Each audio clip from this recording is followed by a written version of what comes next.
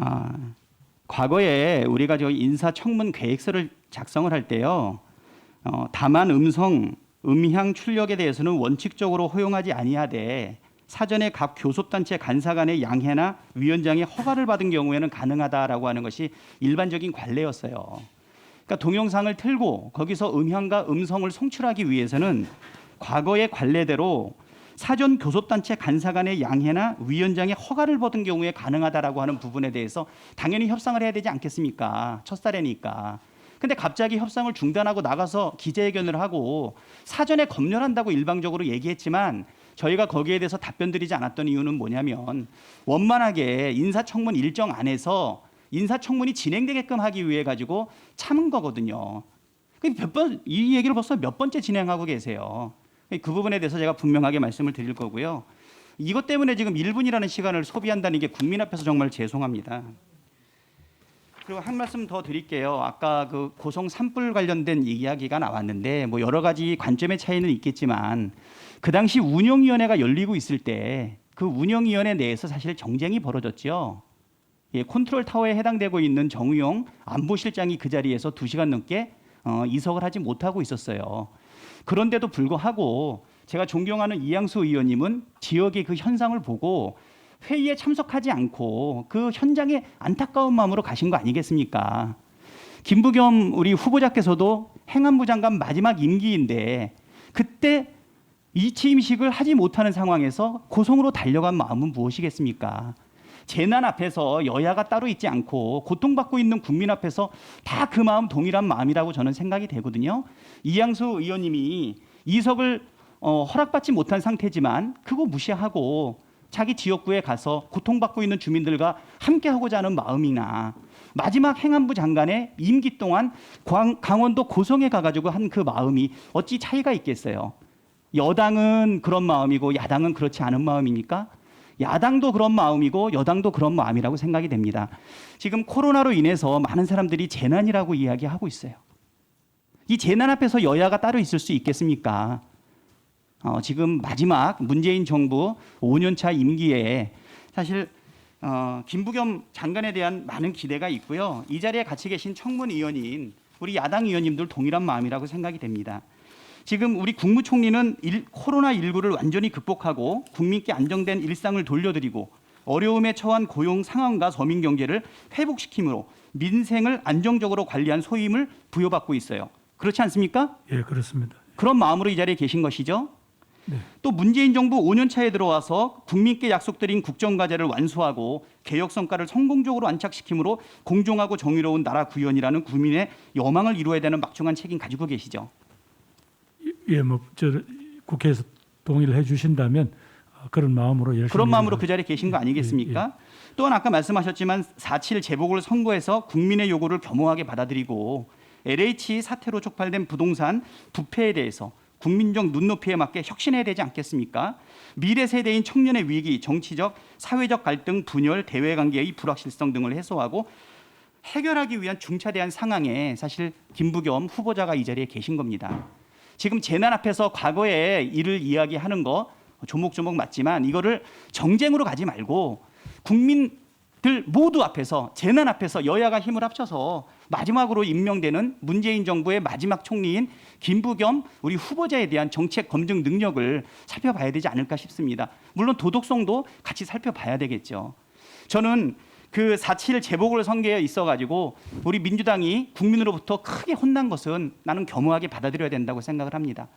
과거에 정치는 야당과 여당을 비교해서 더 못한 사람 떨어뜨리고 더 잘한 사람 아니면 덜 못한 사람을 뽑는다라고 했는데 이제 우리 국민의 수준은 그 이상으로 뛰어넘었습니다.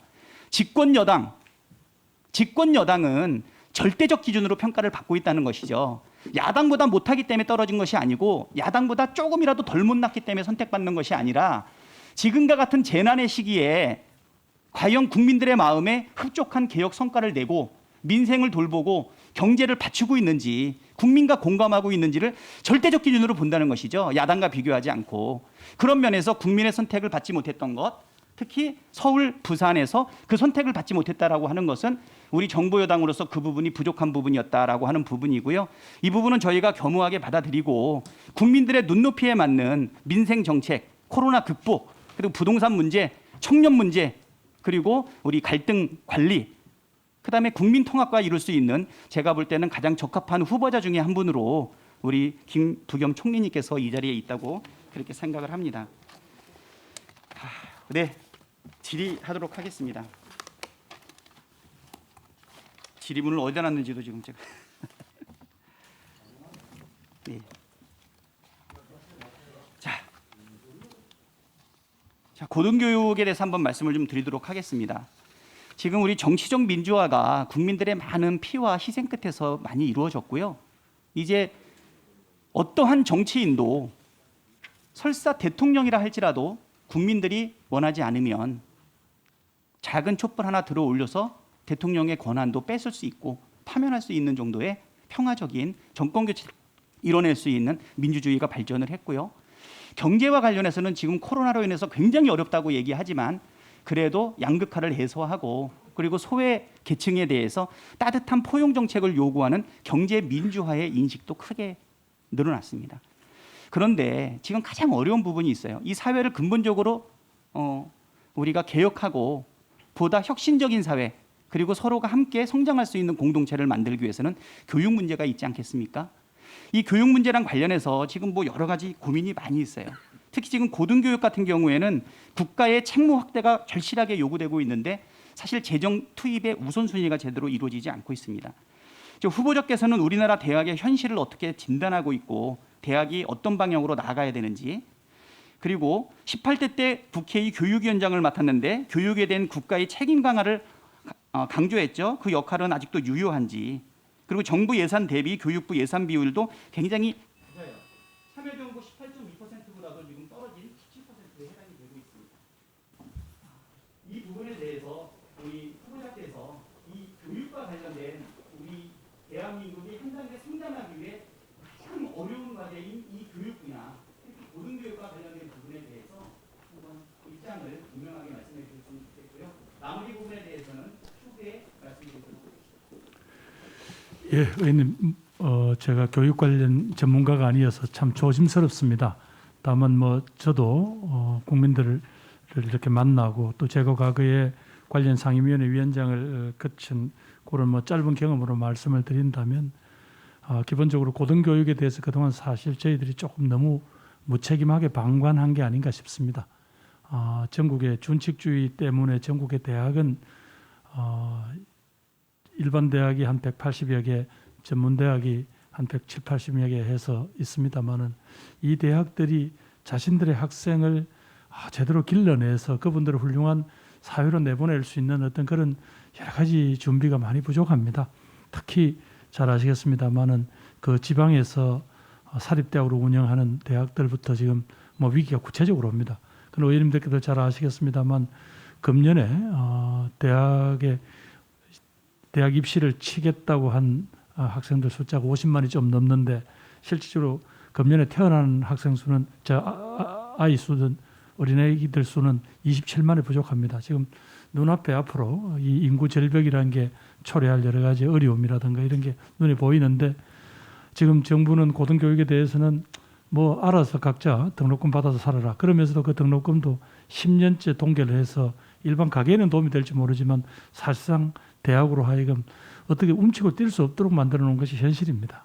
그래서 과감하게 이 대학을 흔히 구조조정해라. 그래서 못 견뎌서 그냥 문 닫아라가 아니라 실질적으로 그 대학과 지역의 산업과 그 지역의 어떤 행정력들이 모두 다가 그 대학 하나 살리는 것이 지역을 살리고 거기서 미래 인재를 키운다라는 그런 책임감으로 그림을 그려내면 그러면 국가에서 저는 파격적인 지원을 해야 된다고 봅니다. 이른바 지금 현재 R&D에 대한 여러 가지 기회가 이른바 유명 학교들 중심으로 되어 있는데 이런 부분부터 한번 근본적인 변화를 시키고 각 대학은 자신들이 잘할 수 있는 부분에서 좀 특화할 수 있도록 그런 준비를 시켜 나가야 된다고 봅니다.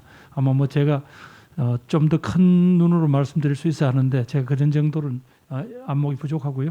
우선 제가 가지고 있는 이 고등교육에 대한 정부의 투자 책임은 이 정도까지 가지고 있다는 말씀 드리겠습니다. 네, 수고하셨습니다.